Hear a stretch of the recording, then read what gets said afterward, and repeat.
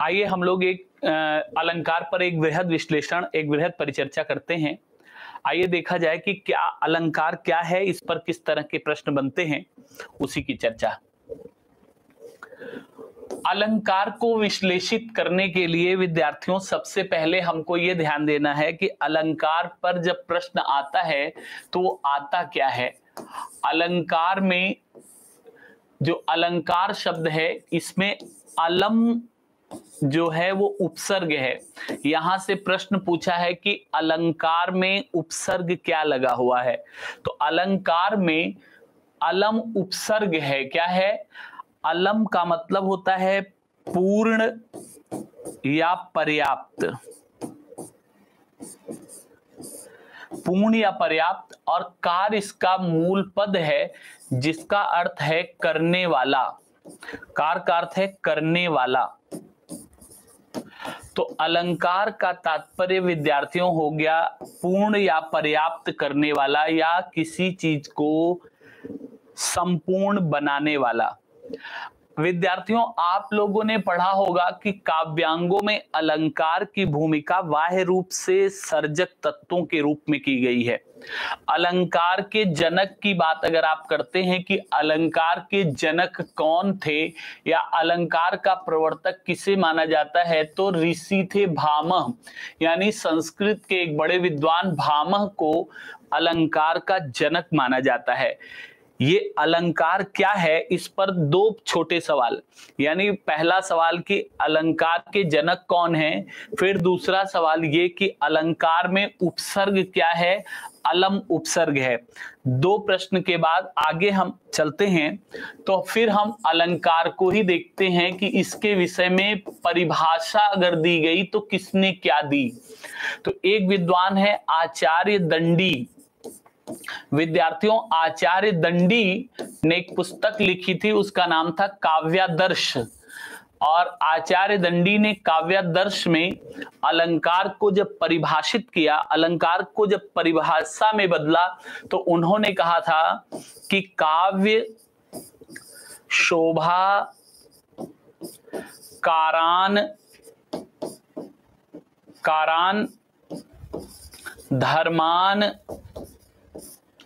अलंकारान प्रचक्षते काव्य शोभाकारान धर्मान अलंकारान प्रचक्षते, ये आचार्य दंडी कहते हैं। दंडी की परिभाषा है। विद्यार्थियों, कई बार सीधे ये पूछ लिया जाता है कि आप बताइए कि ये अलंकार के संबंध में परिभाषा किसने दी, जबकि अलंकार का शाब्दिक अर्थ आभूषण है, गहना है या चमत्कार है। चमत्कार। तो अलंकार का शाब्दिक अर्थ आभूषण, गहना या चमत्कार है। विद्यार्थियों, तो अलंकार का शाब्दिक अर्थ आभूषण, गहना या चमत्कार है। तो ये भी कभी कभी सवाल बन जाता है कि इसका शाब्दिक अर्थ बताइए। आपने आचार्य दंडी द्वारा दी गई परिभाषा बताई, आपने इसका जनक बताया और आपने इसका अर्थ बताया। तीन प्रश्न यहां पर आपके सामने आए। अब चूंकि अलंकार के विषय में बड़ा विश्लेषण जब हम लोग शुरू करते हैं तो उस पर पूछा जाता है कि अलंकार की परिभाषा दीजिए। अलंकार की परिभाषा। तो जब परिभाषित करते हैं हम अलंकार को, तो विद्यार्थियों हम ये कहते हैं कि अलंकार जो शब्द है, अलंकार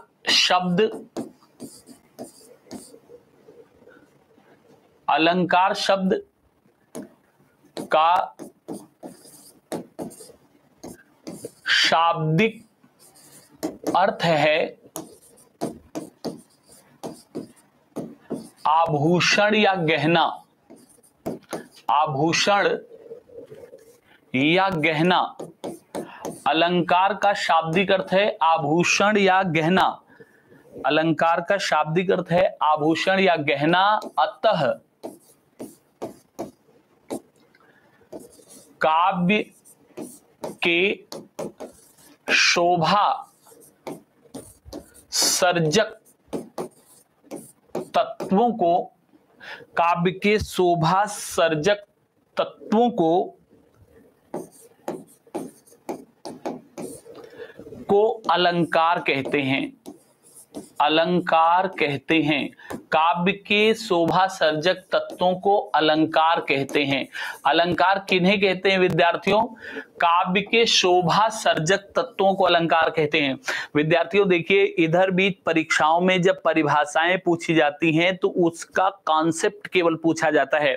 अगर वो कहता है कि काव्य के शोभा सर्जक तत्वों को क्या कहा जाता है, तो आपका उत्तर होगा कि काव्य के शोभा सर्जक तत्वों को क्या कहा जाता है? अलंकार कहा जाता है, क्योंकि अलंकार का शाब्दिक अर्थ है आभूषण या गहना, और आभूषण या गहना जो है ये किसी को बाह्य रूप से आरोपित करने या सजाने का काम करता है। तो विद्यार्थियों हमको दो चीजें ध्यान रखनी है कि अलंकार का शाब्दिक अर्थ क्या है, अलंकार के जनक कौन है, अलंकार की परिभाषा किस विद्वान ने कैसे दी है, या अलंकार काव्य को बाहर से सजाने वाले तत्व का नाम है। अलंकार को काव्य की आत्मा नहीं कहना है, अलंकार को काव्य के शोभा सर्जक तत्व में रखना है, क्योंकि काव्य का जो आत्मिक तत्व है या काव्य की आत्मा, रस को काव्य में कहा गया है। तो विद्यार्थियों अब हम अलंकार के भेद की बात करेंगे कि अलंकार के कितने भेद हैं। तो आप देखिए अलंकार के भेद, तो अलंकार के जब भेद की चर्चा करते हैं तो हम देखते हैं विद्यार्थियों कि अलंकार के मूल रूप से दो भेद हैं। एक को हम लोग बोलते हैं शब्दालंकार। क्या बोलते हैं? शब्दालंकार। और शब्दालंकार में अगर हम इसकी व्याख्या कर दें तो इसमें खुद ही पता चल रहा है शब्द धन अलंकार। तो शब्द से जहां चमत्कार हो उसे हम कहेंगे शब्दालंकार, यानी शब्द से चमत्कार। चमत्कार का मतलब अलंकार होता है। एक बार टीजीटी में पूछा था कि चमत्कार शब्द किस शब्द का अर्थ निकलता है, तो चमत्कार शब्द जो है अलंकार का अर्थ है। तो शब्द से चमत्कार होता है, तो जहां शब्द से चमत्कार होता है या शब्द से काव्य की शोभा बढ़ती है उसे हम लोग शब्दालंकार कहते हैं, और दूसरे को कहते हैं अर्थालंकार। विद्यार्थियों जो अर्थालंकार है इसमें भी नाम से पता चल रहा है कि अर्थ से चमत्कार उत्पन्न होता है। किससे? अर्थ से चमत्कार उत्पन्न होता है। तो जहां शब्द से चमत्कार उत्पन्न होता है उसे शब्दालंकार कहते हैं, और जहां शब्द से चमत्कार न हो करके बल्कि उसके अर्थ से चमत्कार होता है उसे विद्यार्थियों हम लोग अर्थालंकार कहते हैं। तो शब्दालंकार, अर्थालंकार, इसके मूल रूप से दो भेद हैं, लेकिन कुछ विद्वान इसके तीसरे भेद की बात करते हैं जिसको वो उभयालंकार कहते हैं। जब आप लोग किताबें वगैरह पढ़ते होंगे तो उसमें कहीं कहीं मिल जाता होगा, लेकिन उभयालंकार में नाम से ही पता चल रहा है। देखिए जैसे कि कहा गया जथा नाम तथा गुण, जैसा नाम वैसा गुण, उसी अनुरूप आपको यहां चलना है कि उभयालंकार जो है इसमें शब्द और अर्थ दोनों से शोभा बढ़ती है, इसीलिए इसको उभयालंकार कहा जाता है। क्या? शब्द अर्थ दोनों से शोभा बढ़ती है, दोनों से चमत्कार उत्पन्न होता है। तो लेकिन इसकी मान्यता नहीं है या इसको मान्य नहीं किया गया। फिर भी विद्यार्थियों बाय द वे कभी अगर ऐसा सवाल आ जाता है तो आपको बता देना है कि नहीं कोई बात नहीं है। अलंकार के जो भेदों की चर्चा की जाती है तो उसमें अलंकार के जो भेद हम लोग गिनते हैं उसमें हम देखते हैं कि अलंकार के मूल रूप से दो भेद हैं। एक को हम कहेंगे शब्दालंकार और दूसरे को हम कहेंगे अर्थालंकार। शब्दालंकार में विद्यार्थियों हमने पढ़ा कि जहां शब्द से शोभा बढ़ती है उसे शब्दालंकार कहते हैं, और जहां काव्य में शब्द से शोभा न बढ़कर के उसके अर्थ से शोभा बढ़ती है या अर्थ से चमत्कार उत्पन्न होता है उसे हम लोग अर्थालंकार कहते हैं। ठीक, अब रह गई बात कि तीसरे भेद की चर्चा अगर कुछ विद्वानों ने की है तो कोई बात नहीं है, उन्होंने की है, हम भी उसको कर ले रहे हैं कि एक तीसरा भेद भी है इसमें जिसको कहा जाता है उभयालंकार। उभयालंकार में क्या होता है? शब्द और अर्थ दोनों से शोभा उत्पन्न होती है। तो जहां काव्य की शोभा शब्द और अर्थ दोनों से उत्पन्न हो जाती है उसे हम लोग उभयालंकार कहते हैं, क्योंकि उभय का अर्थ है दोनों। तो जहां शब्द और अर्थ दोनों से शोभा होती है उसे हम उभयालंकार कहते हैं। अब इसके बाद विद्यार्थियों हमको अगली बात रखनी है कि ये जो हमारा शब्दालंकार है इसके कितने भेद हैं। तो हम अपने सिलेबस के अनुसार ही चलेंगे। इसके कुछ भेद हैं जिनमें हम चर्चा करते हैं। सबसे पहले अनुप्रास की। विद्यार्थियों, सबसे पहले अनुप्रास आता है, फिर यमक आता है, और फिर श्लेष आता है, और फिर उस श्लेष के बाद वक्रोक्ति आता है। तो आई थिंक कि ये सारे आपको बिल्कुल पहले से पता भी है, लेकिन अगला हमारा टारगेट ये है विद्यार्थियों की, कई बार क्या होता है कि पुस्तकें जब हम पढ़ते हैं या विद्वानों को पढ़ते हैं तो वो ऊपरी और सतही बातें बता करके धीरे से हट लेते हैं कि ये है, हमको यहाँ जान लेना है। लेकिन आजकल क्या है कि परीक्षाओं में प्रश्न काफी टफ पूछे जाते हैं या मुश्किल पूछे जाते हैं, यानी वो सवाल पूछे जाते हैं जो हम लोग नहीं पढ़े होते हैं। तो जैसे बात यह है कि अनुप्रास अलंकार है, तो अनुप्रास के 5 भेद हैं विद्यार्थियों। अनुप्रास के कुल 5 भेद हैं, तो इसके भी 5 भेदों की चर्चा हमें करना है। इसके 5 भेद कौन कौन से हैं? ये ऐसे ही सेम श्लेष के हैं, तो जैसे श्लेष हमको 2 रूपों में मिलता है, इसके 2 भेद हमको पढ़ना है। जहां से सवाल आता है वक्रोक्ति है, तो वक्रोक्ति के भी 2 भेद हमको पढ़ने हैं। तो हम अब इनके उपभेदों की भी चर्चा करेंगे, न केवल भेदों की बल्कि हम इनके उपभेदों की भी चर्चा करेंगे, यही हमारा उद्देश्य है। फिर अर्थालंकार की जब बात आएगी तो इसमें खास करके हमको कुछ अलंकार पढ़ने हैं, जैसे उपमा, रूपक, उत्प्रेक्षा, संदेह, भ्रांतिमान,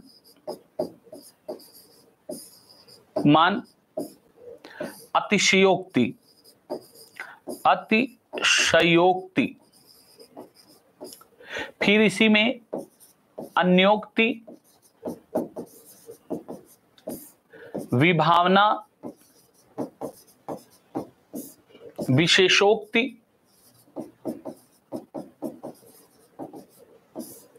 विरोधाभास, भास,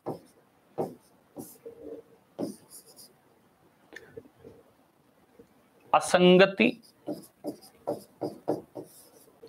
आदि आदि बहुत सारे और चर्चा आगे कर लेंगे। तो कहने का मतलब है कि ये वो अलंकार हैं जिनसे सवाल बनते हैं, और ये सवाल जब आते हैं तो हम लोगों के सामने एक बड़ी समस्या खड़ी हो जाती है, एक बड़ी चुनौती आ जाती है कि आखिर इसका हम निर्धारण कैसे करें। तो विद्यार्थियों, आज हम लोगों की कक्षा में इसी चीज को हम लोग तय करेंगे कि अलंकार से बनने वाला सवाल, चाहे वो जिस भी हद तक पूछे, चाहे वो जैसी भी काव्य पंक्तियां पूछे, उसको सरलतम तरीके से हम कैसे समझ सकते हैं और उसका कैसे सही सही उत्तर दे सकते हैं, उसी पर चर्चा आइए हम आज करते हैं। विद्यार्थियों देखिए, अलंकार को आपने पढ़ लिया कि जब शब्दालंकार में सबसे पहले अनुप्रास अलंकार की बात करता है कि शब्दालंकार में एक भेद है जिसको अनुप्रास कहते हैं। अनुप्रास शब्द में अनुप्रास की परिभाषा जब लिखी जाती है तो हमको बताया जाता है कि जहां काव्य में वर्णों की आवृत्ति होती है, वर्णों की आवृत्ति रहती है, क्या रहती है?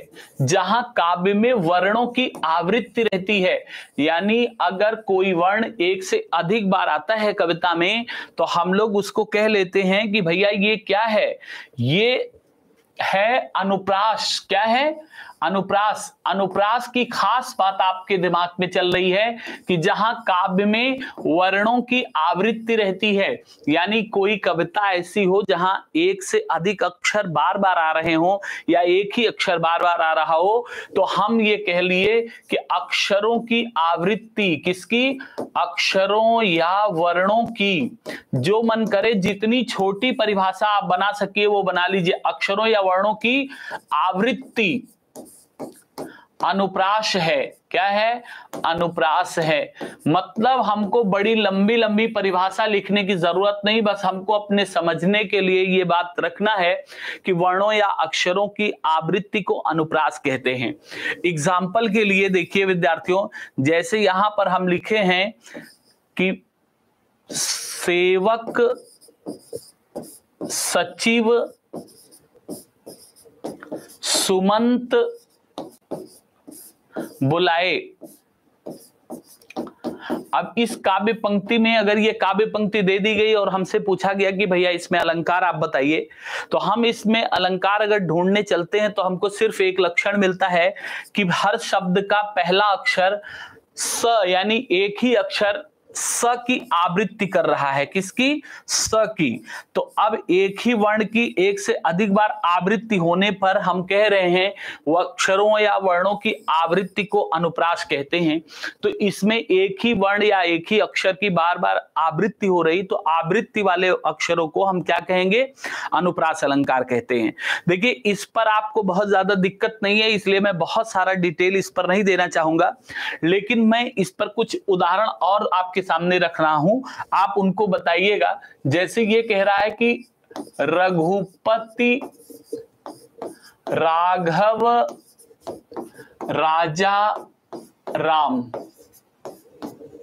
फिर दूसरा उदाहरण कह रहा है राम रमापति कर धनु लेहू।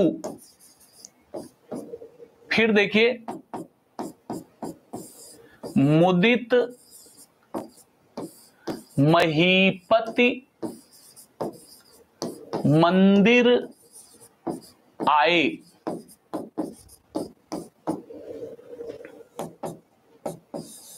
फिर देखिए दीन दयाल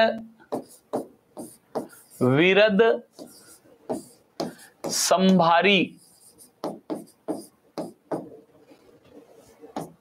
पांचवा देखिए तरनी तनुजा तट तमाल तरुवर बहुछाए।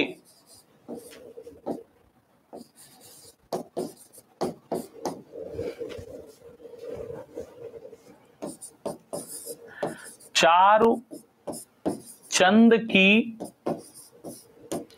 चंचल किरणें।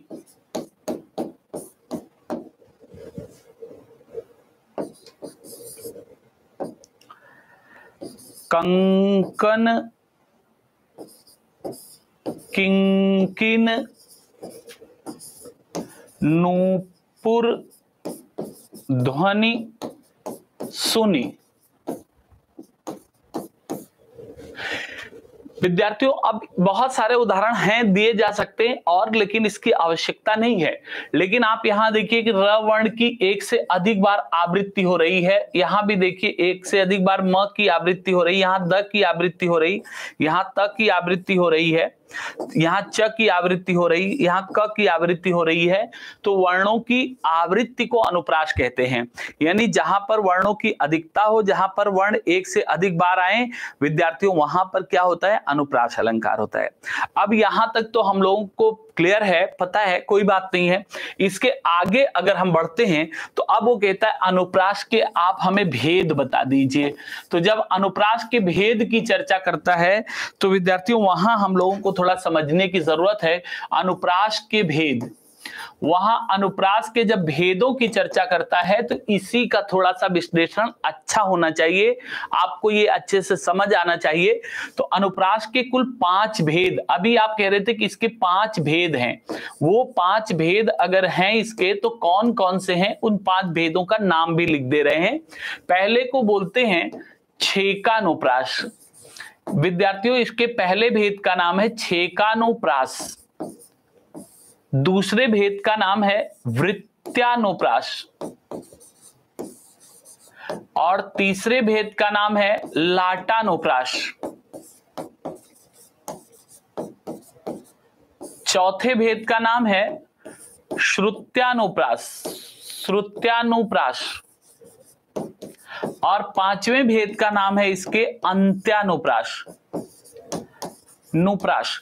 विद्यार्थियों एक चीज की मैं आपको पहले जानकारी दे दूं कि देखिए अनुप्रास तो पूछा ही जाता है, अनुप्रास तो अनुप्रास होता है, लेकिन अनुप्रास में जब इनके अंदर सवाल पूछता है तो आजकल क्या है कि छेका, वृत्त्या और लाटा तीनों के सवाल आने लगे हैं, क्योंकि ये लाटानुप्रास जो है ये यमक का उल्टा है, यमक अलंकार का उल्टा है,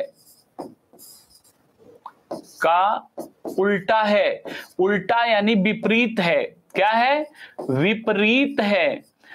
ये सवाल आप समझ लीजिए, अधीनस्थ आयोग एक बार पूछा था कि निम्न में से कौन सा अलंकार यमक अलंकार का विपरीत अलंकार है, या निम्न में से कौन सा अलंकार यमक अलंकार का उल्टा है, तो वो लाटानुप्रास है। ये इंपॉर्टेंट है, इसलिए हमको अब इसके भेद भी जरूरी हो गए हैं पढ़ने के लिए।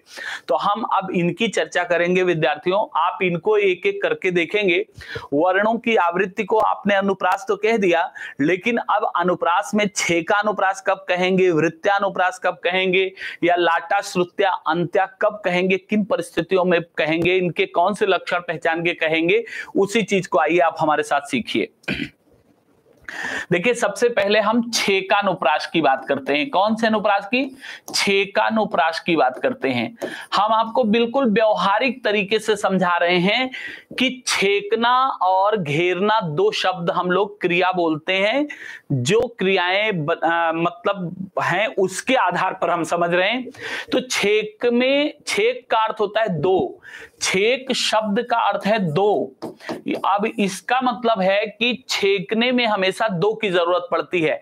जैसे मैं आपको बता रहा हूं, एक ये रास्ता है, इस रास्ते पर कोई अमुक व्यक्ति जा रहा है, अमुक व्यक्ति को एक व्यक्ति ने आगे से और एक व्यक्ति ने पीछे से उसी मार्ग पर छेक दिया, घेर नहीं दिया, छेक दिया। जब एक आगे खड़ा हो गया, एक पीछे खड़ा हो गया, तो वो छिक गया उससे, यानी घिरा नहीं, घिरता तो चारों ओर से होता है। यहां छेकने की बात आई तो सीधे मार्ग पर किसी व्यक्ति के, एक व्यक्ति आगे खड़ा हो गया, एक पीछे खड़ा हो गया और उसे छेक दिया। तो छेक का अर्थ होता है दो। तो इसका मतलब है कि जहां काव्य में किसी एक या अनेक वर्ण की, कैसे? एक या अनेक वर्ण की स्वरूप और क्रम में, कैसे? स्वरूप और क्रम में, स्वरूप और क्रम में एक बार, कितनी बार? एक बार आवृत्ति होती है। कितनी बार? एक बार आवृत्ति होती है। अर्थात अक्षर दो बार रहते हैं। बहुत ध्यान दीजिएगा यहां पर, अर्थात अक्षर दो बार रहते हैं, यानी अक्षरों की आवृत्ति एक बार होगी, लेकिन अक्षर कितनी बार दिखाई देंगे? दो बार। जहां काव्य में किसी एक या अनेक वर्ण की स्वरूप और क्रम में, जहां काव्य में किसी एक या अनेक वर्ण की स्वरूप और क्रम में आवृत्ति जो होगी वो कितनी होगी भैया? स्वरूप और क्रम में आवृत्ति जो होगी वो बस सिर्फ एक बार होगी। कितनी बार होगी? एक बार आवृत्ति होती है। और अक्षर कितनी बार रहते हैं? दो बार रहते हैं। यानी अगर आप रीजनिंग लगाते हैं तो आप ये देखते हैं किसी लकड़ी के गट्ठे को अगर आप एक बार काटते हैं तो उसके कितने भाग हो जाते हैं? दो भाग हो जाते हैं। तो वैसे ही अगर एक बार आवृत्ति होगी तो अक्षर कितने हो जाएंगे? दो बार हो जाएंगे। तो छेकानुप्रास उसी अनुप्रास को कहते हैं जहां पर काव्य में कोई अक्षर ऐसा हो जो एक से अधिक बार आया हो, यानी सिर्फ दो बार आया हो। यानी अगर आप बात करें कि अभी थोड़ी देर पहले हमने इसकी बात की थी कि कुछ उदाहरण हमारे पास ये रखे हुए हैं। अगर इन उदाहरणों में हम ध्यान दें कि स्वरूप और क्रम में कोई अक्षर सिर्फ दो बार आया हो, और हम इसी उदाहरण पे अगर ढूंढना चाहें, हमको ये पता करना हो कि इन जितने उदाहरण लिखे हुए इनमें कौन से ऐसे उदाहरण हैं जो छेकानुप्रास में आते हैं, तो हमको छेकानुप्रास में आने वाले उदाहरणों में देखिए राम में 4 बार आ रहा है, तो इसलिए इसका मतलब यहां पर नहीं है। लेकिन राम रमापति करधन लेहू में र और र की स्वरूप और क्रम में आवृत्ति केवल क्या है? एक बार है, यानी अक्षर दो बार है। तो ये क्या है? ये छेकानुप्रास का उदाहरण हो गया। किसका उदाहरण हो गया? छेकानुप्रास का उदाहरण हो गया। ठीक। अब विद्यार्थियों इसके बाद मुदित महीपति मंदिर आए में म वर्ण की स्वरूप और क्रम में 3 बार आवृत्ति दिखाई दे रही, देखिए, इसलिए ये भी नहीं है। दीन दयाल में स्वरूप और क्रम में 2 बार आवृत्ति, यानी अक्षर 2 बार है, ये भी क्या होता है? ये भी छेकानुप्रास हो जाता है। फिर इसके बाद तरनी, तनुजा, तट, तमाल, इसमें एक अक्षर कई बार आ गया, इसका मतलब अब ये छे का अनुप्रास नहीं होगा। चारु चंद की चंचल किरणें, यानी च अक्षर एक से अधिक बार आ गया, लेकिन यहाँ क और क दो बार आ गया, तो इसका मतलब छे का अनुप्रास इसमें भी है। तो विद्यार्थियों आप लोग समझ गए कि छे का अनुप्रास कब होता है, जहां काव्य में स्वरूप और क्रम से कोई वर्ण क्या होता है, आपने कहा कि सिर्फ दो बार रहे, अक्षर दो बार रहता है और आवृत्ति एक बार होती है, तो जहां अक्षर दो बार दिखेंगे वो छे का अनुप्रास होगा। क्लियर? Any problem? कोई बात नहीं, आगे बढ़ते हैं हम लोग विद्यार्थियों। छेका के बाद कह रहा है वृत्त्यानुप्रास, आप हमको बताइए। तो वृत्त्यानुप्रास की भी परिभाषा बिल्कुल ऐसी ही होगी। वृत्त्यानुप्रास में हम लोग कहते हैं कि जहां काव्य में किसी एक या अनेक वर्ण की, किसी एक या अनेक वर्ण की, किसी एक या अनेक वर्ण की अनेक बार, कितनी? अनेक बार, एक बार न होकर के अब की बार क्या है, अनेक बार आवृत्ति होती है, अनेक बार आवृत्ति होती है, अनेक बार आवृत्ति होती है, ठीक। अर्थात अक्षर दो से अधिक बार रहते, दो से अधिक बार रहते हैं, अधिक बार रहते हैं, यानी दो से अधिक, यानी 3, 4, 5 रहते हैं, तो वो क्या हो जाता है, वो हो जाता है भैया वृत्त्यानुप्रास। यानी आपने यहां पर क्या समझा, आपने यहां पर यह समझा कि जहां काव्य में वर्णों की आवृत्ति अनेक बार होती है, क्या होती? अनेक बार होती है, और अक्षर जो होते हैं दो से अधिक बार रहते हैं, यानी 3, 4, 5 बार रहते हैं, तो वहां पर कौन सा अलंकार आ जाता है भैया, बताइएगा आप लोग। वहां पर क्या होता है, वृत्त्यानुप्रास होता है, क्योंकि वृत्त्यानुप्रास में अनेक बार आवृत्ति होगी, दो से अधिक बार अक्षर होंगे, तो जहां अनेक बार आवृत्ति हो, दो से अधिक बार अक्षर हो, उसे हम वृत्त्यानुप्रास कहते हैं। उसी लिस्ट में हम फिर से ढूंढ लेते हैं, एक बार देख लेते हैं कि कहां कहां वृत्त्यानुप्रास है, तो हमें ज्यादा श्रम करने की जरूरत नहीं पड़ेगी। विद्यार्थियों यहां पर आपको बताना है कि कौन कौन सा ऐसा हिस्सा है जहां पर कह लीजिए कि ये आ रहा है कि वृत्त्यानुप्रास है। तो आप देखिए, रघुपति, राघव, राजा, राम, इसमें अक्षर दो से ज्यादा यानी 3 के बजाय 4 बार है, तो इसका मतलब ये क्या हो गया, ये हो जाएगा वृत्त्यानुप्रास। क्या हो जाएगा? वृत्त्यानुप्रास। इसके अलावा वृत्त्यानुप्रास हमको कहां मिल रहा है, 3 बार यहां मिल रहा है वृत्त्यानुप्रास, वृत्त्यानुप्रास। इसके अलावा विद्यार्थियों हमको वृत्त्यानुप्रास कहां मिला है, तरनी, तनुजा, तट, तमाल, तरुवर, बौछाए, ये भी है वृत्त्यानुप्रास, ठीक। फिर चारुचंद की चंचल किरणें, ये भी है वृत्त्यानुप्रास। अब आप लोगों ने समझ लिया होगा कि अगर किसी काव्य पंक्ति में अक्षर सिर्फ 2 बार हो स्वरूप और क्रम में, तो उसे हम छेकानुप्रास कहेंगे, लेकिन अगर वही 2 के बजाय 3, 4, 5 बार हो स्वरूप और क्रम में, तो उसे हम क्या कहेंगे, वृत्त्यानुप्रास। क्योंकि वृत्त का मतलब होता है गोला, वृत्त का मतलब गोला बनाने में अगर तिकोना गोला भी बनाएंगे तो कम से कम 3 की जरूरत पड़ेगी, और जितनी ज्यादा संख्या बढ़ती जाएगी गोला उतना ही सीधा बनता चला जाएगा। तो इसका मतलब है कि 2 अक्षर अगर स्वरूप और क्रम में रहते हैं तो छेकानुप्रास, और 2 से अधिक 3, 4, 5 रहते हैं तो वो बनता है क्या, वृत्त्यानुप्रास। आइए विद्यार्थियों, अब इस छेका वृत्त्या को लेकर के हम थोड़ा सा आगे बढ़ते हैं। इसमें कुछ चीजें और हम देखते हैं, वो क्या चीजें देखेंगे जरा ये देखिए। जैसे ये जो थे वो 1 लाइनर थे, यानी एक एक लाइन में सवाल पूछ लिया गया तो हमने एक एक लाइन में जवाब दे दिया। लेकिन कई बार काव्य बड़े बना दिए जाते हैं, और बड़े काव्यों में इनसे पूछा जाता है कि आप इसमें बताइए कि ये क्या है। तो विद्यार्थियों जरा ये देखिए, ये लिखा हुआ है,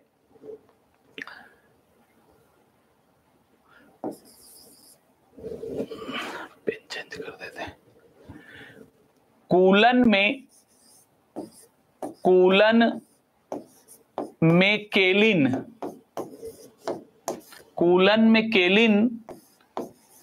कछारन में कुंजन, कूलन में केलिन, कछारन में कुंजन, क्यारिन में क्यारिन कलीन किलकंत हैं, कलीन किलकंत हैं। कहे पद्माकर परागहूं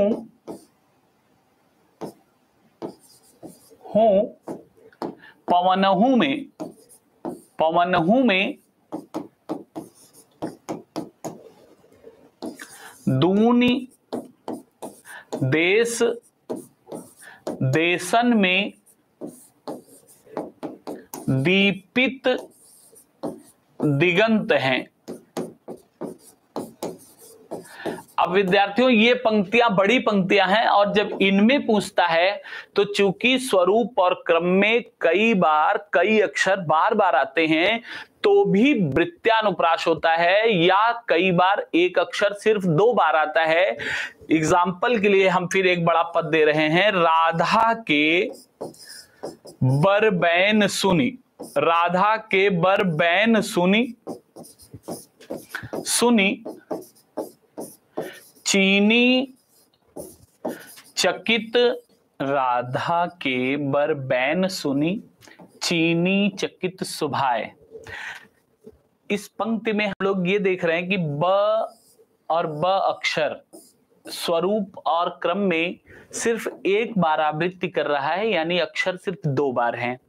फिर च और च दोनों शब्द में चीनी और चकित का पहला दोनों का च अक्षर 2 बार आवृत्ति कर रहा है। फिर दाख दुखी में द और द, मिश्री मुरी में म और म अक्षरों की आवृत्ति एक बार, स्वरूप और क्रम में मात्र एक बार हो रही है।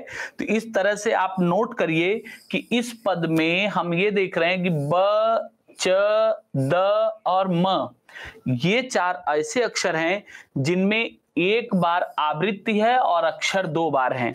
तो आपने क्या कहा कि जो छेकानुप्रास है इसमें अक्षर जो है 2 बार रहते हैं, 2 बार दिखते हैं, जबकि वृत्त्यानुप्रास में क्या होता है कि अक्षर 3 या 3 से अधिक बार दिखते हैं।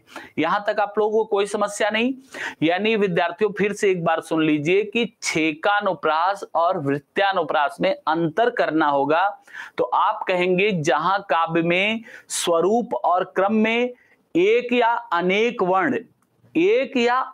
वर्ण केवल एक बार आवृत्ति करते हैं वहां छेकानुप्रास होता है, लेकिन जहां स्वरूप और क्रम में एक या अनेक वर्ण अनेक बार आवृत्ति करते हैं वहां वृत्त्यानुप्रास होता है। That's all.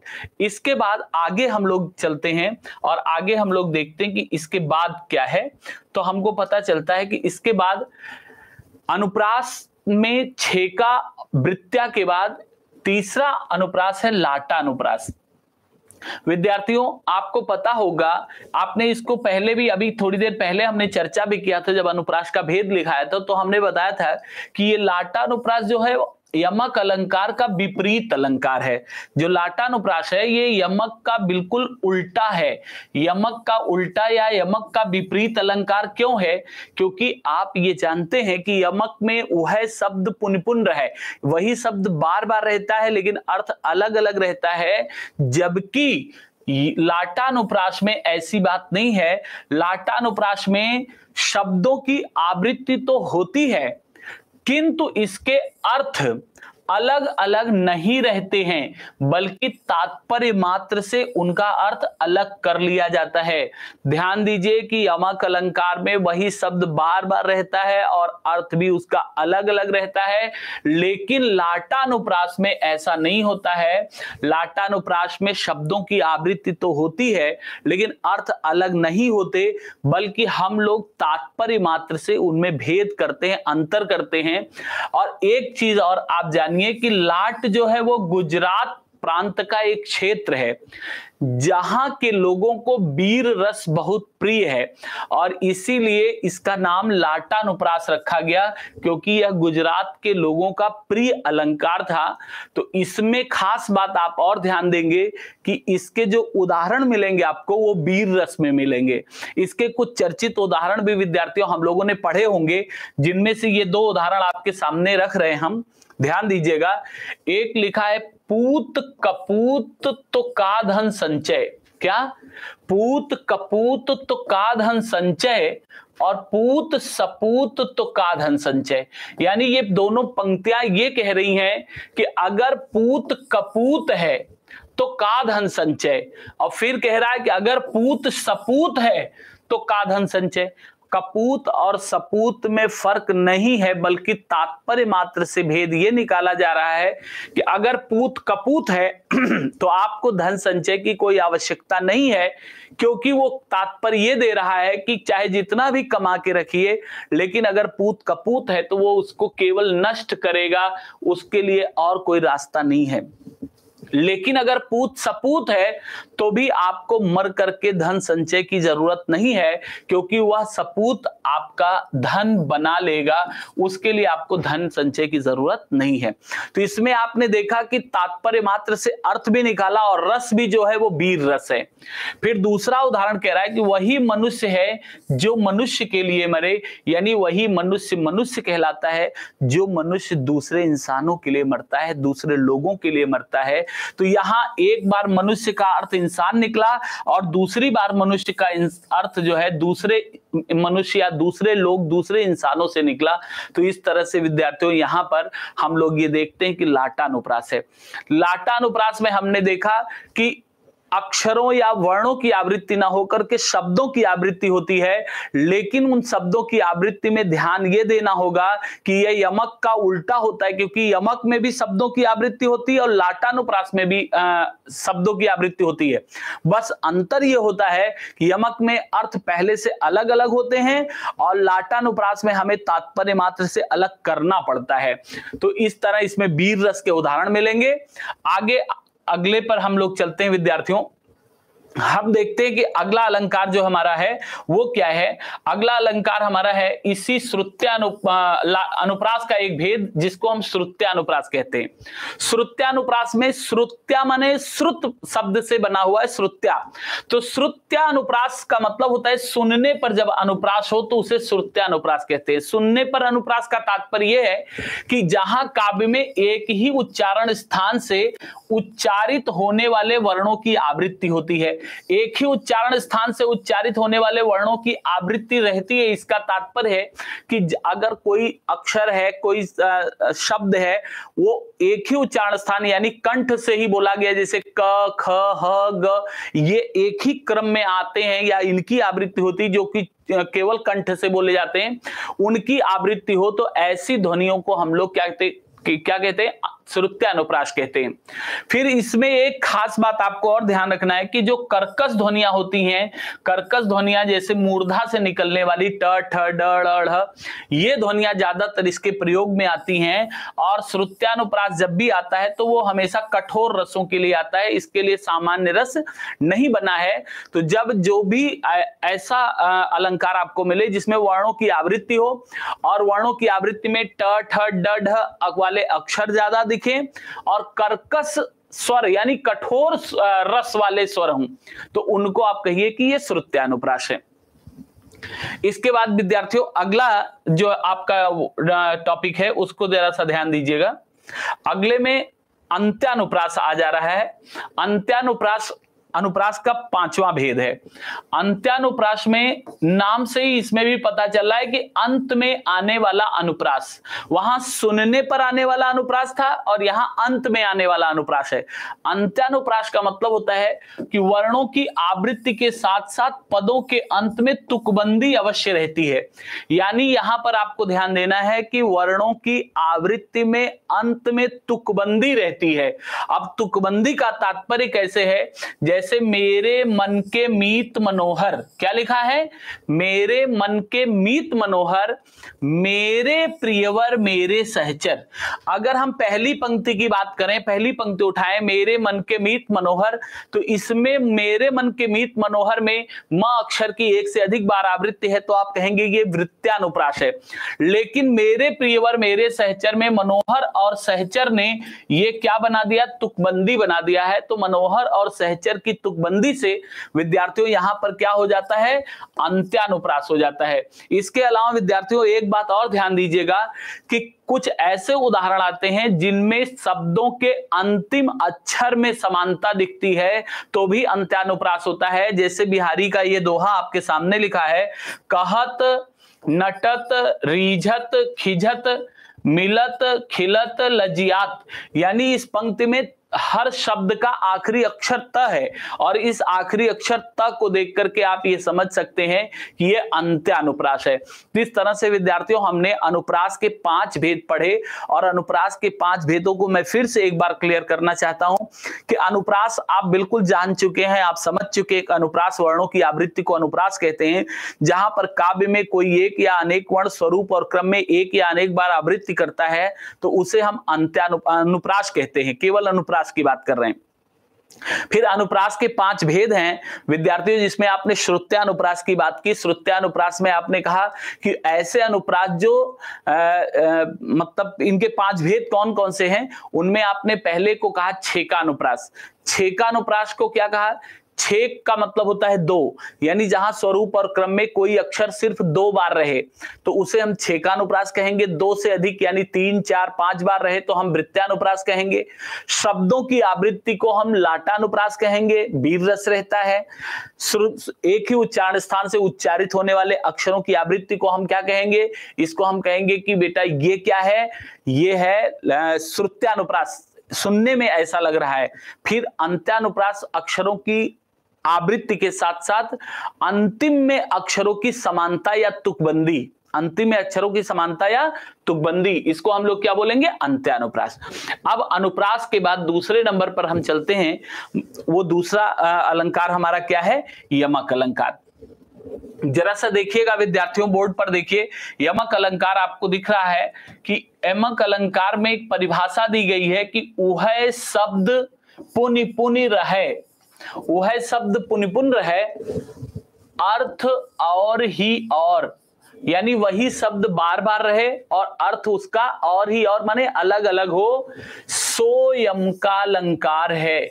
वही कौन सा अलंकार है? वही यमक अलंकार है। भेद अनेकन ठौर, अनेक प्रकार से भेद करके हमने ये बताया है। फिर कह रहा है कि काव्य में कोई शब्द बार बार रहता है और उनका अर्थ भी अलग अलग रहता है, यानी शब्द भी बार बार रहता है और अर्थ भी अलग अलग हो। तो जहां काव्य में कोई शब्द बार बार हो और उसका अर्थ अलग अलग हो, विद्यार्थियों हम लोग उसको कौन सा अलंकार कहते हैं? यमक अलंकार कहते हैं। इसका उदाहरण लिख कर देख सकते हैं। एक चीज और ध्यान दीजिएगा, आप ये कह रहे हैं कि जहां काव्य में कोई शब्द बार बार रहे और उसका अर्थ अलग अलग रहे, वहां पर क्या होता है? यमक अलंकार होता है। लेकिन मैं आपको यह समझा दूं कि कई बार ऐसा भी होगा कि हमको पदों का अर्थ नहीं पता होगा, हम शब्दों के अर्थ नहीं निकाल पाएंगे। ऐसी स्थिति में हमें क्या करना होगा, क्या जानना होगा?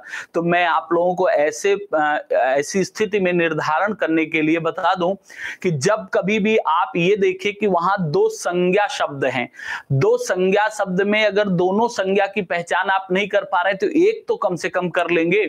और जैसे ही आप संज्ञा शब्द की पहचान कर लेते हैं, आप ये ध्यान दीजिए कि संज्ञा शब्द की पहचान करते ही तुरंत आप देखिए कि चाहे आपको अर्थ समझ में आए चाहे ना आए, लेकिन एक से अधिक अगर संज्ञाएं हैं तो आप उसे देख करके बताइए कि नहीं ये क्या है? ये यमक अलंकार है। उदाहरण के लिए हम आपके सामने कुछ उदाहरण रख रहे हैं, जरा ध्यान दीजिए। इसमें ये बोर्ड पर लिखा हुआ है कि सारंग लय सारंग चली सारंग ही सो। अब यहां सारंग शब्द 3 बार आया है, लेकिन हमको पता चला कि अर्थ नहीं मालूम है। नहीं मालूम है फिर भी हमें अर्थ मालूम करके चलना है, यानी हमको अपनी समझ से ये ध्यान रखना है कि भैया इसमें यमक अलंकार है। क्यों है? क्योंकि संज्ञा है। सारंग का मतलब बाण है, सारंग का मतलब है हिरन और सारंग का मतलब है चांद। तो एक से अधिक अर्थ निकल ही रहे हैं, तो जब शब्द एक से अधिक है तो अर्थ अलग अलग जरूर निकलेगा। ये अपने दिमाग में बना के आप आगे बढ़िए। फिर जैसे काली घटा का घमंड घटा है, हमको अर्थ पता है या नहीं है, हम ये महत्व नहीं रखता। महत्व ये रखता है कि हमने देखा कि घटा बादल को कहते हैं, तो बादल संज्ञा है, तो काली घटा का घमंड घटा दूसरे का अर्थ होता है कम होना, कोई बात नहीं है। लेकिन हमको अर्थ शब्द 2 बार दिखा, हमने कहा कि ये क्या है, ये यमक अलंकार है। फिर आगे कहता है कनक कनकते 100 गुनी मादकता अधिकाय। एक कनक का मतलब सोना, दूसरे कनक का मतलब धतूरा, अलग अलग अर्थ दे रहा है, कोई बात नहीं। न भी अर्थ समझ में आए तब भी ये समझ में आ गया कि एक शब्द इसमें संज्ञा है। फिर इनको भूलूं तो मेरी मिट्टी मिट्टी है, यहां मिट्टी और मिट्टी 2 बार आया। हम समझते कि मिट्टी धरती माटी के लिए कहते हैं, यानी नाम है, संज्ञा है, तो इसका मतलब है कि यह भी यमक अलंकार है। फिर केकी रौकी नूपुर ध्वन सुन जगती जगती की मूक प्यास। जगती माने संसार, जागती माने जागना। संसार की मौन प्यास जागती है, यानी एक शब्द के अलग अलग अर्थ निकलेंगे ही निकलेंगे। तो अब जब काव्य में एक शब्द के एक से अधिक अर्थ निकलते हैं तो उसको हम लोग बोलते हैं कि ये क्या है, ये यमक अलंकार है। यमक में वही शब्द के एक से अधिक अर्थ, वही शब्द अलग और अर्थ भी अलग, यानी जगती और जगती 2 बार आया तो दोनों बार उसके अर्थ अलग अलग होंगे। अब इसी तरह से विद्यार्थियों हम अनुप्रास और यमक के बाद तीसरा श्लेष अलंकार देखते हैं कि श्लेष अलंकार क्या होता है। अब देखिए बोर्ड पर आपको श्लेष अलंकार भी मुद्रित दिखाई दे रहा है। आप देख रहे हैं कि श्लेष के बारे में लिखा हुआ है कि श्लेष का शाब्दिक अर्थ है चिपका हुआ। श्लेष का शाब्दिक अर्थ है चिपका हुआ, जिसकी परिभाषा क्या है, शब्द एक ही होत है। क्या शब्द एक ही होत है, कल्पित और अर्थ, और उसके कई अर्थ कल्पित किए जाते हैं, विचार किए जाते हैं। श्लेष ताहि को कहत है, उसी को क्या कहते हैं, श्लेष कहते हैं। कौन कहता है, जिनकी बुद्धि समर्थ, ऐसे लोग कहते हैं जिनकी बुद्धि समर्थ है। यानी आप इसको छोटी परिभाषा में बना सकते हैं कि शब्द एक अर्थ अनेक वही श्लेष, यानी जहां काव्य में कोई शब्द एक बार हो लेकिन उसके एक से अधिक अर्थ निकलते हो, वहां पर श्लेष अलंकार होता है। यह श्लेष अलंकार हमारे सामने 2 रूपों में आता है। श्लेष के 2 भेद हैं, 2 पक्ष हैं। एक को अभंग पद श्लेष बोलते हैं और दूसरे को सभंग पद श्लेष बोलते हैं। विद्यार्थियों अभंग पद श्लेष और सभंग पद श्लेष में अ माने नहीं, पद माने, भंग माने तोड़ना, पद माने शब्द, यानी जहां पद तोड़ा न जाए और उसका एक से अधिक अर्थ निकल जाए तो उसे हम अभंग पद श्लेष कहते हैं, और जहां पद को तोड़ने के बाद एक से अधिक अर्थ निकले उसे हम सभंग पद श्लेष कहते हैं। आइए इसको हम अलग अलग पढ़ते हैं, एक बार देखते हैं कि ये क्या है। यहां देखिए अभंग पद श्लेष है, और अभंग पद श्लेष को हम लोग देखते हैं कि ये क्या है। अभंग पद श्लेष में अ का मतलब होता है नहीं, भंग का मतलब है तोड़ना, पद का मतलब है शब्द, और श्लेष का मतलब है चिपका हुआ, यानी बिना पद को तोड़े। अगर हम ये देख लेते हैं कि एक शब्द में कई अर्थ चिपके हुए हैं तो हम कहेंगे कि ये क्या है, अभंग पद श्लेष है। क्या है, अभंग पद श्लेष है। फिर आगे अगला उदाहरण कहता है कि मैं लख नारी ज्ञान करि राख्यो निर्धार, यह वह रोग निदान वह वैद औषधि वह। इसमें ध्यान दीजिए कि बिना पद को तोड़े हम किस शब्द के एक से अधिक अर्थ निकालते हैं, तो इसमें एक शब्द मिलता है हमको नारी शब्द। नारी शब्द का हम एक से अधिक अर्थ निकाल रहे हैं। ये बिहारी का पद है, बिहारी ने ये सोरठा लिखा है। भगवान श्री कृष्ण जब राधिका को छोड़ करके चले जाते हैं तो राधिका बीमार होती हैं, और राधिका जब बीमार होती हैं तो उनको देखने के लिए, उनका इलाज करने के लिए महिला वैद्य बुलाई जाती हैं। और जब महिला वैद्य आती हैं तो महिला वैद्य क्या कह रही कि मैं लख नारी ज्ञान, मैं लख नारी ज्ञान, यानी मैंने देख लिया है नारी ज्ञान। नारी शब्द का 2 अर्थ निकल रहा है। पहला नारी का अर्थ निकल रहा है नाड़ी, क्योंकि वैद्य थी तो नाड़ी थाम ली, और नारी का अर्थ स्त्री भी निकलता है क्योंकि वो स्त्री थी तो स्त्री की मनोदशा भी समझ गई। तो वो कह रही कि मैं लख नारी ज्ञान कर राख्यो निर्धार, यह निर्धारित कर रखा है कि वह रोग निदान वह वैद्य औषधि वह, वही छलिया कृष्ण इनके रोगों का निदान है, वही इनके वैद्य हैं और वही इनकी दवा हैं। तो हमने यहाँ पद को तोड़ा नहीं, फिर भी नारी शब्द के एक से अधिक यानी दो अर्थ निकाल दिए, इसलिए इसको क्या कहते हैं, इसको कहते हैं अभंग पद श्लेष। इसके बाद विद्यार्थियों हम इसके अलावा भी दूसरे उदाहरणों को भी देख लेते हैं, वहां पर भी देख लिया जाए कि कैसे बिना पद को तोड़े, क्या और पद हैं जिसमें पद को तोड़े बिना एक शब्द के कई अर्थ निकल रहे हैं। तो हम देखते हैं कि बिल्कुल ऐसा है, हमारे सामने उदाहरण रखा भी है। यहां देखिए बोर्ड पर यह लिखा है, चरण धरत चिंता करत चितवत चारहु ओर सुबरन को खोजत फिरत कवि व्यभिचारी चोर। तो अब ये सुबरन शब्द जो है एक बार आया है कविता में, लेकिन कवि के लिए, व्यभिचारी के लिए और चोर के लिए सुबरन शब्द का अर्थ सुंदर अक्षर, सुंदर स्त्री और सोना है, स्वर्ण है, यानी एक से अधिक अर्थ निकला बिना पद को भंग किए, इसलिए यहां भी अभंग पद श्लेष है। फिर अगला उदाहरण हम देखते हैं जिसमें रहीमन पानी राखिए बिन पानी सब सून, पानी गए न उबरे मोती मानुष चून। इसमें पानी शब्द एक बार आया है, लेकिन पानी का मोती के सापेक्ष, मानुष के सापेक्ष और चूने के सापेक्ष एक से अधिक अर्थ निकल रहा है, पद को बिना तोड़े ही, इसलिए यहां पर भी अभंग पद श्लेष है। यानी पद को बिना तोड़े अगर हम एक से अधिक अर्थ निकालते हैं तो हम कहते हैं कि ये अभंग पद श्लेष है। इसका अर्थ जरा सा आप समझने की कोशिश करिएगा, अर्थ भी मैं बता दूं।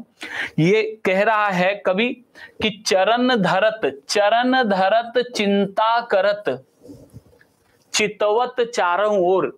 चरण का मतलब पंक्ति, कतार या लाइन, या चरण का मतलब पैर भी होता है। चरण धरत चिंता करत चितवत चारहु ओर। अगर केवल हम इसकी पहली पंक्ति ले लेते विद्यार्थियों, तो आप देख रहे हैं अनुप्रास की एक बृहत छटा में बृहत वृत्त्यानुप्रास। कौन सा अनुप्रास? वृत्त्यानुप्रास है। पहली लाइन में वृत्त्यानुप्रास है, दूसरी लाइन में हमको इसके क्या मिल रहा है? अभंग पद श्लेष मिल रहा है। तो एक से अधिक अलंकार भी कभी कभी मिल जाते हैं। और विद्यार्थियों आजकल तो टीजीटी पीजीटी के एग्जाम में इसी टाइप का सवाल पूछ रहा है कि ये पंक्ति दी और कहा कि इसमें कौन सा अलंकार है, फिर ये कहता है कौन कौन सा अलंकार है। यानी अगर इसमें हमसे पूछ लेता है कि बताइए श्लेष है, तो हम कह देते हैं हाँ श्लेष है। अगर कहता है कि श्लेष के अलावा भी कोई है, तो हाँ है भैया।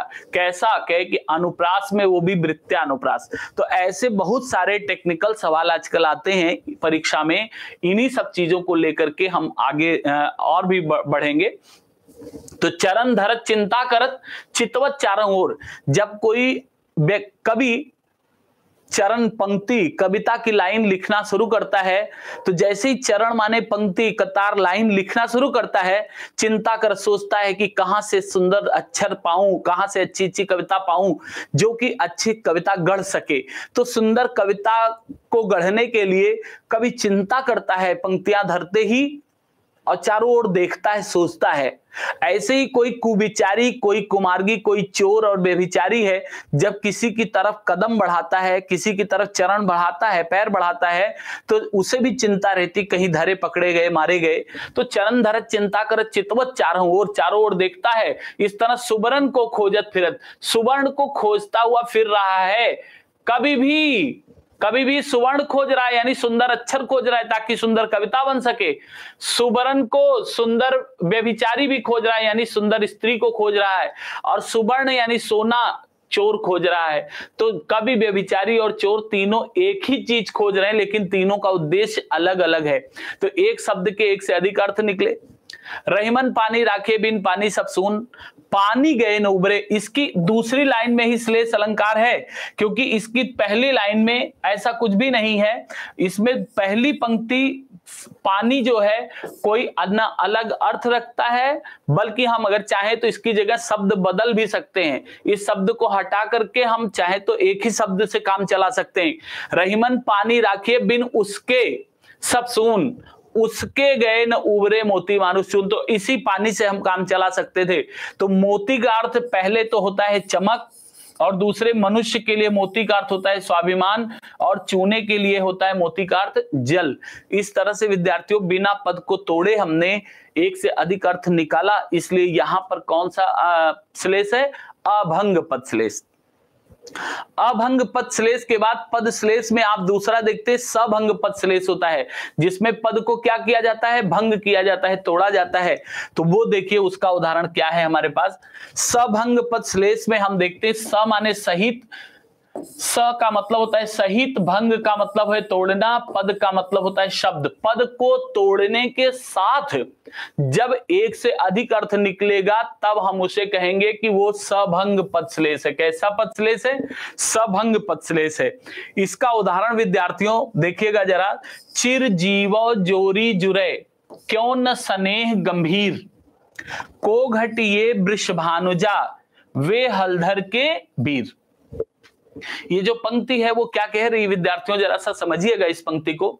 इसमें श्रीमती राधिका हैं, श्रीमती राधिका के साथ उनकी सखियां परिहास करती, मजाक करती, विनोद करती हैं, और उनसे मजाक करती हुई उनकी सखियां क्या कहती हैं कि चिर जीवो जोरी जुरे, इनकी जोड़ी लंबे समय तक सलामत रहे, बनी रहे, क्यों न स्नेह गंभीर, और इनके बीच में गंभीर प्रेम भी क्यों ना हो।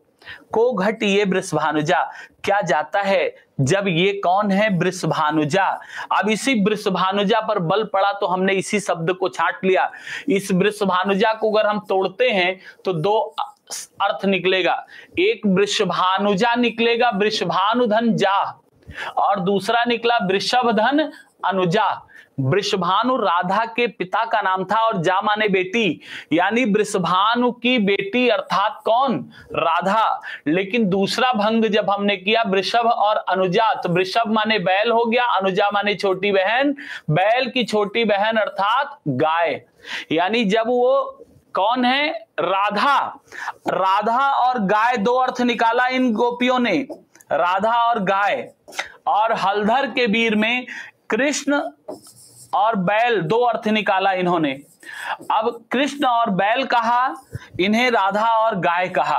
अब ये चमत्कार ये है कि अगर राधा को बुरा लगता तो वो कहती कि हम तो तुम्हें वृषभानुजा यानी राधा और उन्हें हलधर के वीर यानी कृष्ण कह रहे हैं, तो तुम्हें बुरा मानने की क्या जरूरत। जबकि इसके माध्यम से उन्होंने ये कह दिया जब ये गाय और वे बैल हैं, तो ये मजाक इनका क्या हुआ, संपन्न होता है इस तरह से। तो कहने का तात्पर्य ये है कि जब पद को हमने तोड़ दिया तो उसके एक से अधिक अर्थ निकले तो उसे कहा गया कि ये सभंग पद श्लेष है।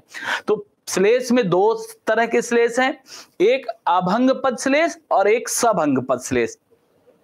तो श्लेष में विद्यार्थियों ध्यान रखिएगा कि श्लेष में जहां काव्य में कोई शब्द एक बार रहे लेकिन उसके एक से अधिक अर्थ निकले तो उसे हम श्लेष कहते हैं। श्लेष को आप थोड़ा सा ज्यादा गंभीरता से लीजिएगा, क्योंकि श्लेष में क्या होता है, शब्द के अर्थ चिपके हुए होते हैं, छिपे हुए होते हैं। जब तक अर्थ नहीं निकाल पाएंगे तब तक वो तय करना बड़ा मुश्किल होता है। तो ये अभंग पद और सभंग पद दोनों को आप अच्छे से पढ़िएगा। इसके बाद विद्यार्थियों अगला जो हमारे पास बचता है वो बचता है यानी शब्दालंकार का एक भेद बचता है जिसको हम लोग वक्रोक्ति अलंकार कहते हैं। वक्रोक्ति में देखिए एक शब्द है वक्र और दूसरा शब्द है उक्ति। वक्र का मतलब होता है टेढ़ा और उक्ति का मतलब होता है कथन। टेढ़ा कथन यानी क्या है कि जहां काव्य में वक्ता से श्रोता भिन्न अर्थ ले, यानी किसी ने लिखी आंसुओं से कहानी, किसी ने पढ़ा सिर्फ 2 बूंद पानी। वो लिख रहा है कुछ और वो पढ़ रहा है कुछ और जहां पर ये सब व्यवस्था जानबूझकर की जाए, कैसे जानबूझकर की जाए, तो उसे वक्रोक्ति कहते हैं। वक्रोक्ति में टेढ़ा कथन होता है, यानी कहने वाला कुछ कहना चाहता है लेकिन समझने वाला उसे कुछ और समझना चाहता है, तो उसी को हम वक्रोक्ति अलंकार कहते हैं। और विद्यार्थियों एक बात और आपको बता दें कि वक्रोक्ति में 2 वक्रोक्ति है, एक को हम बोलते हैं श्लेष वक्रोक्ति और दूसरे को हम बोलते हैं काकु वक्रोक्ति। वक्रोक्ति के 2 भेद हैं, यानी टेढ़े कहने की बात को 2 तरह से कहते हैं, एक श्लेष अलंकार में कहते हैं और दूसरा काकु वक्रोक्ति कंठ के सहारे बोले जाने में कहते हैं। जरा इन दोनों को अलग अलग करके आप देखिए, समझिए तो आपको पता चलेगा। ये जो श्लेष वक्रोक्ति है, ये नाम से बता रहा है कि हम श्लेष में वक्रोक्ति करते हैं। श्लेष में वक्रोक्ति करते हैं का मतलब हुआ कि जब शब्द के एक से अधिक अर्थ निकल ले, मतलब श्लेष वक्रोक्ति उसे कहते हैं जहां काव्य में, यानी परिभाषा भी जरा सा लिख लीजिएगा, जहां काव्य में शब्द के कारण वक्ता से श्रोता भिन्न अर्थ ग्रहण करे, वक्ता से श्रोता भिन्न अर्थ ग्रहण करे, भिन्न अर्थ ग्रहण करे। क्या? जहां काव्य में शब्द के कारण वक्ता से श्रोता भिन्न अर्थ ग्रहण करे, वहां क्या होता है विद्यार्थियों? वहां श्लेष वक्रोक्ति होता है। इसमें शब्द में ही भाव छिपा रहेगा।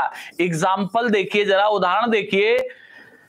खोलो जू किवाड़, खोलो जू किवाड़, तुमको होवे इतवार, तुमको होवे इतवार, इतवार। हरि नाम है हमार, हरि नाम है हमार। तो वो क्या कहती हैं कि बसो कानन पहाड़ में। क्या? कानन पहाड़ में, हरि नाम है हमार, बसो कानन पहाड़ में। यहां भैया देखिए एक शब्द आया हुआ है हरि, जरा ध्यान दीजिए, यहां एक शब्द आया हुआ है हरि, जिस हरि का मतलब विष्णु है। हरि का मतलब विष्णु या इनके ही अवतार थे कृष्ण, और एक हरि का मतलब होता है बंदर। ध्यान दीजिएगा, श्री कृष्ण जी आते हैं दरवाजे पर तो राधिका से कहते हैं कि खोलो जो किवाड़, तुमको होवे इतवार, हरि नाम है हमार, बसो कानन पहाड़ में। मैं हरि हूं, मेरा नाम हरि है, मैं जंगलों और पहाड़ों में रहता हूं।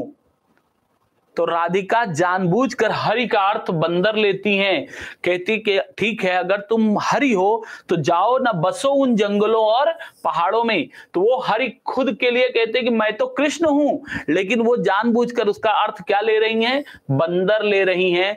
तो इसीलिए इसको क्या कहेंगे हम? इसे कहेंगे श्लेष वक्रोक्ति, क्योंकि यही शब्द की जगह दूसरा शब्द होता तो ये बंदर भाव इसमें न निकलता। दूसरा भी उदाहरण देख लीजिए विद्यार्थियों। इसके बाद जब इतने से नहीं समझ पाती तो वो कहते हैं नहीं राधा, घनश्याम हो। कौन? घनश्याम हो। मैं कौन हूं? घनश्याम हो। तो कह रही हैं कि बरसों कित होए, बरसों कित होए। कह रही कि अगर तुम घनश्याम हो तो जाओ कहीं और बरसो। ये घनश्याम का मतलब कहते हैं कि मैं कौन हूं? मैं कृष्ण हूं। लेकिन वो कहती घनश्याम मतलब घन माने बादल, श्याम माने काले, यानी वो कहते हैं कि अगर तुम काले बादल हो तो कहीं और जाके बरसो ना, यहां तुम्हारा क्या काम। तो इसी को कहते हैं श्लेष वक्रोक्ति। घनश्याम शब्द के ये दो अर्थ निकले, तो अब उन्होंने कुछ और कहा और सामने किसी ने कुछ और समझा। तो जहां वक्ता से श्रोता भिन्न अर्थ ग्रहण करता है उसको हम लोग वक्रोक्ति अलंकार बोलते हैं, और वक्रोक्ति में भी शब्द के कारण अगर ऐसा होता है तो उसे श्लेष वक्रोक्ति कहते हैं। दूसरा विद्यार्थियों, अभी आपने कहा कि वक्रोक्ति का एक और भेद होता है जिसको हम लोग बोलते हैं काकु वक्रोक्ति। क्या बोलते हैं? काकु वक्रोक्ति। काकु का मतलब होता है कंठ, कंठ। वक्रोक्ति मतलब वक्र माने टेढ़ा, और उक्ति मतलब कथन। क्या विद्यार्थियों? कंठ ध्वनि के कारण टेढ़ा कथन, यानी कहने वाले ने कुछ कहा और समझने वाले ने उसे कुछ और समझा कंठ ध्वनि के कारण। कंठ ध्वनि के कारण यानी आप इसकी परिभाषा लिख लीजिए, जहां कंठ ध्वनि के कारण, जहां कंठ ध्वनि के कारण वक्ता से श्रोता भिन्न अर्थ ग्रहण करता है, श्रोता भिन्न अर्थ ग्रहण करता है। जहां कंठ ध्वनि के कारण वक्ता श्रोता से भिन्न अर्थ ग्रहण करता है वहां क्या होता है? वक्रोक्ति। जैसे आपने किसी से बेईमान आदमी को बहुत ही प्रेम से कंठ ध्वनि के कारण कहा कि तुम बड़े ईमानदार हो। आपकी इस बात को सुनकर वो समझ गया कि मैं बहुत बड़ा बेईमान हूं। यानी कंठ ध्वनि के कारण जहां वक्ता से श्रोता भिन्न अर्थ ग्रहण कर ले उसी को आप कहते कि वो काक वक्रोक्ति है। इसका एग्जाम्पल देखिए, ये है, मैं सुकुमारी नाथ वन जोगू तुम ही उचित तप मोकह भोगू। मैं सुकुमारी नाथ बन जोगू तुम ही उचित तप मोकह भोगू। जरा सा पंक्ति की ओर विद्यार्थियों ध्यान दीजिएगा। यहां लिखा है कि मैं सुकुमारी नाथ बन जोगू। दरअसल हुआ क्या कि जब माता जानकी राम से आग्रह करती कि मुझे भी वन ले चलो, तो मर्यादा पुरुषोत्तम श्री राम उन्हें समझाते हैं कि हंस गमनी तुम नहीं बन जोगू। हे हंस गमनी, तुम वन के कठिन मार्ग पर चलने के योग्य नहीं हो।